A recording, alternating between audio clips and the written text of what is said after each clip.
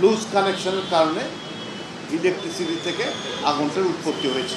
এটা হলো প্রাথমিক আমাদের অনুসন্ধান। আগুনটা প্রাথমিকভাবে সচিবালয়ের উত্তর দিক থেকে দেখা গেছে, দক্ষিণ দিকে দেখা যায় না, যেটা বাড়ি থেকে সচিবালয় আমরা দেখি। আমরা সরকার যে তদন্ত কমিটি করেছিল সেই তদন্ত কমিটিতে আমাদের একাধিক টিম কাজ করেছে। তার মধ্যে বুয়েটের একটা বিশেষজ্ঞ দল ছিল,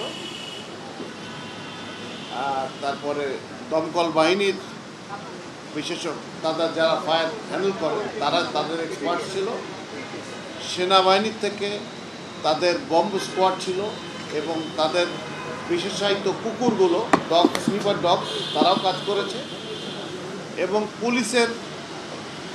পুলিশ বাহিনীর থেকে সিআইডি থেকে তারা কাজ করেছে। এরা সকলে মিলে একত্রে আমরা একটা বিষয়ে একমত হয়েছি যে এটি একটি লুজ কানেকশনের কারণে ইলেকট্রিসিটি থেকে আগুনটার উৎপত্তি হয়েছে।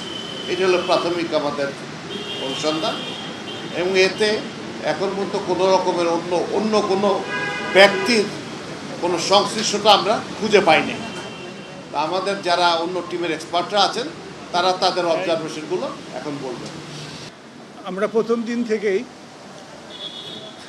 যথেষ্ট সময় নিয়ে আন্তরিকভাবে জিনিসটা দেখার চেষ্টা করেছি এবং এই সাথে সাথে আমাদেরকে বিভিন্ন সংস্থা, বাংলাদেশ সামরিক বাহিনীর পক্ষ থেকে, সিভিল ডিফেন্সের পক্ষ থেকে, পুলিশ বাহিনীর পক্ষ থেকে সবাই সার্বিকভাবে সহযোগিতা করেছে এবং আমরা কিছু সুনির্দিষ্টভাবে একটা রিপোর্ট তৈরি করতে পেরেছি।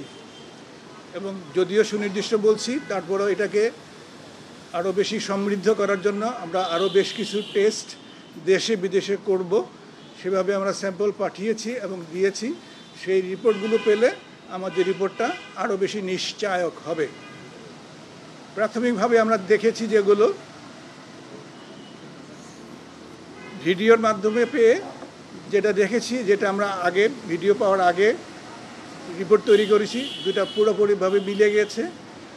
আগুনের সূত্রপাতটা সময়টা 1:32 থেকে 1:39 মিনিট।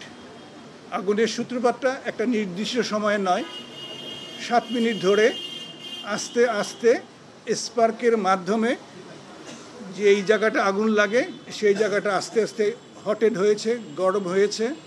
প্রথম দিকে সেখান থেকে মেল্টেড ম্যাটেরিয়াল ঘষে ঘষে পড়েছে, তারপরে এটা এক সময়ে ইগনিশন টেম্পারেচারে গিয়েছে, তারপরে আগুন ধরেছে, আগুন ধরার সাথে সাথে ধোঁয়া হয়েছে এবং সেখানে আগুনের ফ্লেম তৈরি হয়েছে।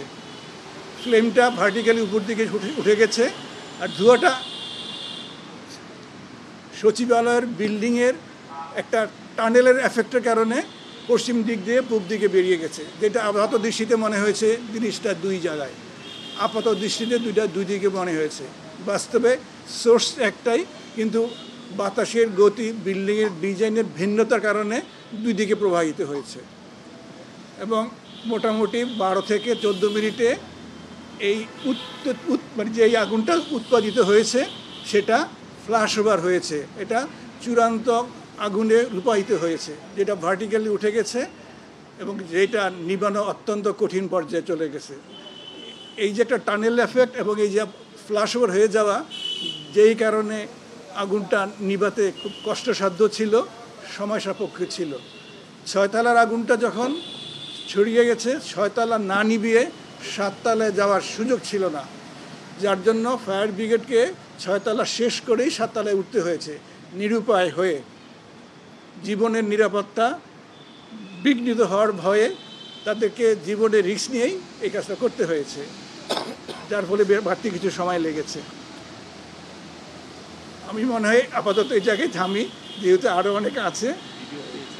এবং এবার এই যে জিনিসটা আমরা বললাম মুখে, এটা আমরা প্রাথমিকভাবে ফায়ার ডায়নামিক্স থেকে একটা রিপোর্ট তৈরি করি। পরবর্তী পর্যায়ে পুলিশের সিআইডি ডিপার্টমেন্ট ওইখানকার ভিডিওগুলো সংরক্ষণ করেছিল, সেটা আমাদেরকে দেখে আমাদের এই অঙ্ক করা জিনিস আর ভিডিও জিনিস 99% মিলে গেছে।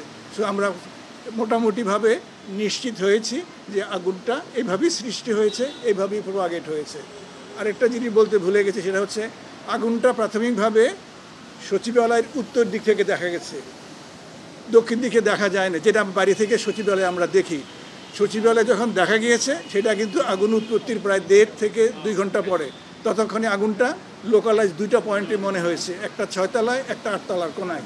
এখন বাইরে থেকে মনে হয়েছে দুই টাকা আলাদা, অনেক দূরে। বাস্তবে ভিতরে এটা ইন্টারনালি কানেক্টেড ছিল, যেটা বাইরে থেকে বুঝতে অসুবিধা হয়েছে।